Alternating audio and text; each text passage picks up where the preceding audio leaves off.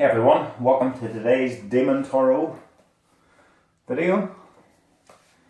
Picking 4 cards, then reading from the book.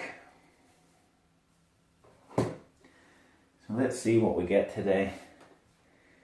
I've had a few repeats recently, but that's hardly surprising.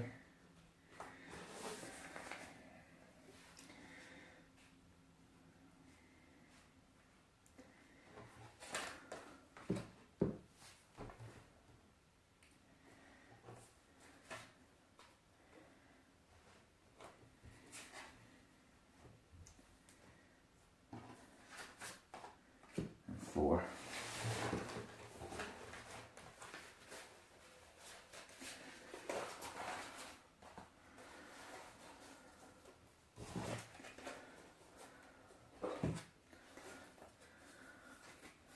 Okay. Totally new selection today. Card 1, Bile.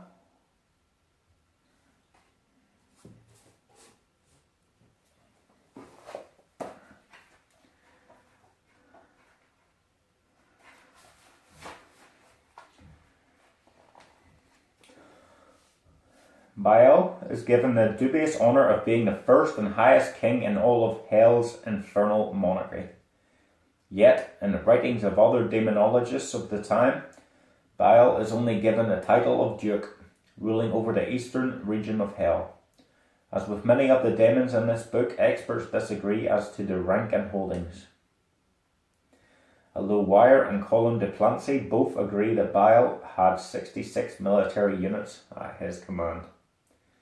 In the Old Testament, the word Baal, which is the likely origin of the name Bile, was a term used to describe several old gods, but it was also often used as a general term for lord, master, or person in charge.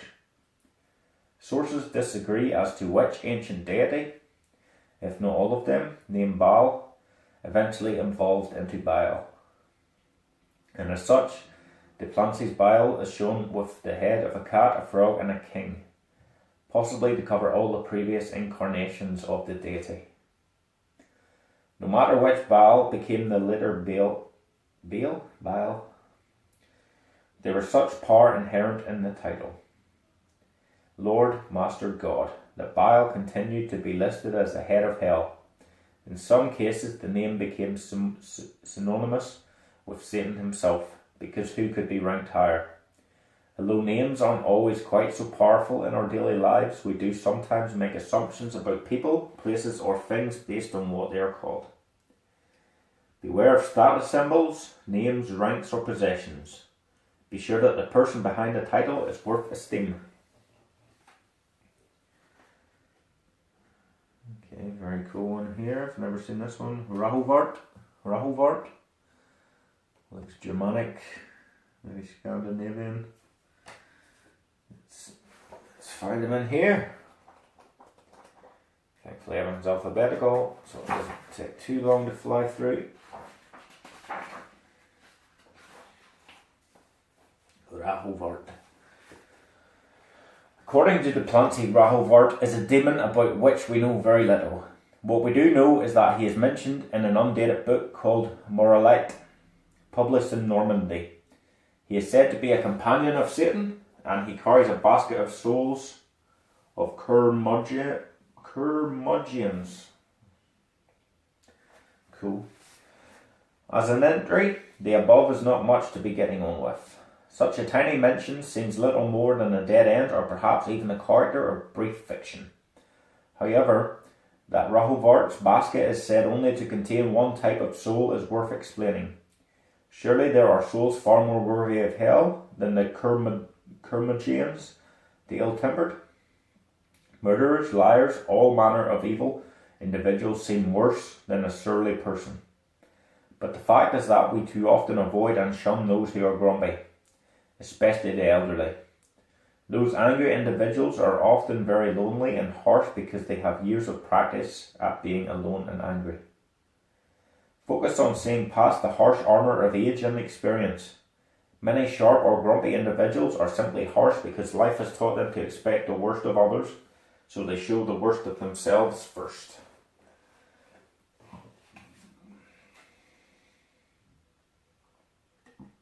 Cacrinolas, I think. This is going to be a fun one to try and pronounce and explain. Cacrinolas. Cacrinolas is also known in demonology texts as Gladiolabolas.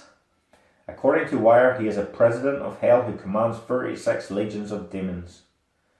Duplancy gives another of his names as Gladiolabolas, which seems to tie together with his other two listed names.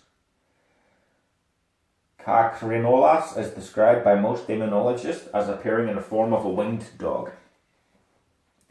He was said to know of the past and future, but his interest lay in discovering the secrets of the mind. He could find his way into the deepest thoughts of friends and foes, and could use that knowledge to make them love each other or drive them to murder each other. The truth is, that's not all that supernatural a feat. The better we get to know someone, the more we are able to influence that person's actions as well. However, that power need not be used to bring pain to others.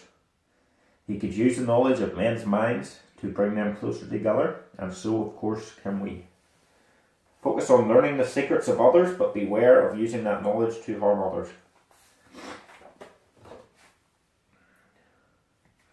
Last one today, Nicar. Again, apologies for the pronunciations. This is a learning process for me too.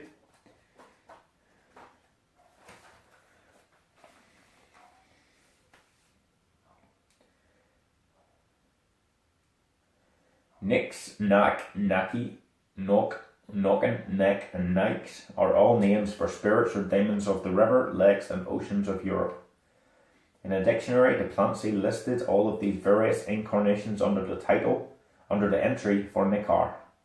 The Old Norse word Nigar, meaning a horse or man of the river rapids, is the root of most of the names listed here, and the myths and folklore spread throughout Scandinavia into Germany and England, throughout mainland Europe, and even across the ocean. Although in some folk tales Nicars rescue drowning children or give safe passage across the water, far more stories focus on their ability to lure sailors into rocks or rapids, much like the mythology associated with the sirens, and to cause great tempests, whirlpools, and storms. However, sailing, fishing, and exploration were a very important part of human life, and so the risks of confronting a Nicar on a voyage had to be weighed against the benefits of fresh food and new discoveries. Sailors took all possible precautions against the mischievous or evil water demons that they might encounter, and all were cautioned to be humble and thankful to any good or helpful Nicars. But ships continued to sail the rivers and oceans of the old world despite the dangers of the Nicars might offer. Focus on taking necessary precautions and respecting powerful outside influences. Okay, so that's today's reading today, guys. Any comments, drop them below, please. Very interesting today. Otherwise, like, share, subscribe, and hit the bell. Have a great day.